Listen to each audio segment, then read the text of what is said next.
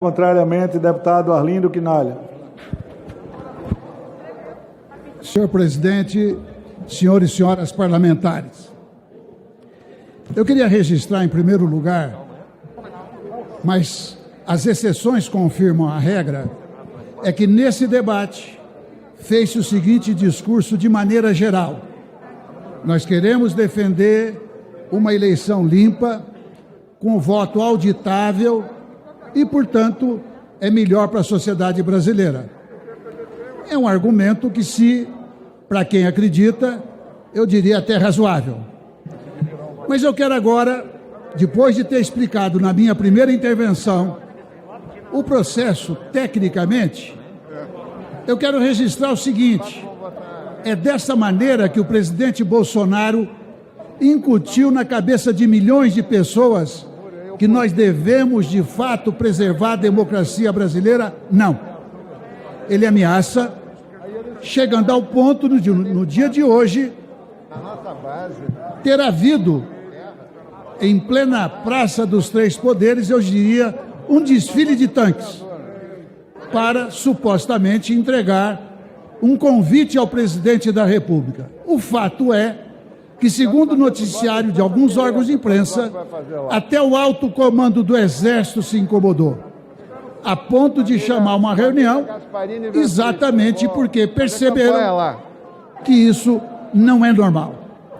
Assim sendo, na proposta original da deputada Bia Kicis, não está previsto como vai ser a apuração. E foi para contornar esse gravíssimo problema que eu imagino que o deputado relator Felipe Barros chegou na seguinte situação. Ele falou: olha, em 2022, onde houver o voto impresso, ou seja, o voto em papel, o que vai valer é o voto impresso. Se a gente jogar isso na projeção do tempo, o que ele quis dizer com o tempo? O que vai valer é o voto em papel e não o voto eletrônico. Então, é uma situação incontornável, porque vamos admitir a seguinte situação: que fosse aprovado o voto impresso, repito, o voto em papel, e desse uma diferença entre o voto eletrônico e o voto em papel.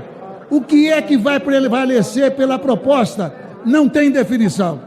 Se não tem definição e se porventura ela fosse aprovada, que não será, é por isso que nós estamos aqui falando contra essa proposta de emenda à Constituição, vai criar uma confusão jurídica, que é exatamente aquilo que, na minha opinião, o presidente da República busca.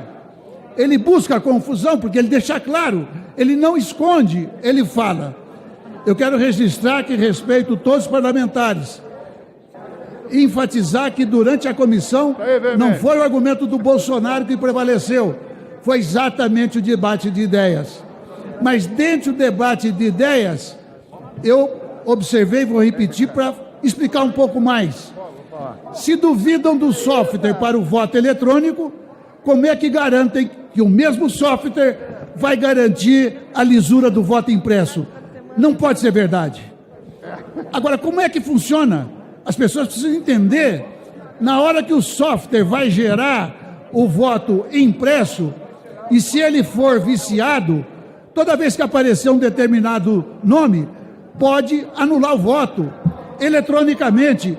Então, erram aqueles que, ao considerar que o último passo é aquele que não é cego, é aquele que não é analfabeto, é aquele que não tem dificuldade visual, aquele que não tem um nível de instrução que o impeça de olhar. Porque com essa proposta nós eliminaremos milhões de brasileiros que não poderão auditar, tanto pela doença, quanto muitas vezes, lamentavelmente, porque não tiveram a condição de aprender sequer a ler e escrever. Nesse sentido, não adianta atacar dizendo o seguinte: mentem, nós somos favoráveis ao aperfeiçoamento, mas quem é que não é favorável ao aperfeiçoamento? Mas é exatamente por isso que nós somos contra. Isso não é um aperfeiçoamento, é um retrocesso. E como não está regulamentado o processo de apuração, não dá para passar a borracha, imaginar e tentar garantir aqui em plenário que a apuração vai ser sem o contato manual, Isso não existe. Se tem voto em papel, vai a mão humana. E se vai a mão humana, aumenta. Para encaminhar a favor, deputada Carolina de Tone.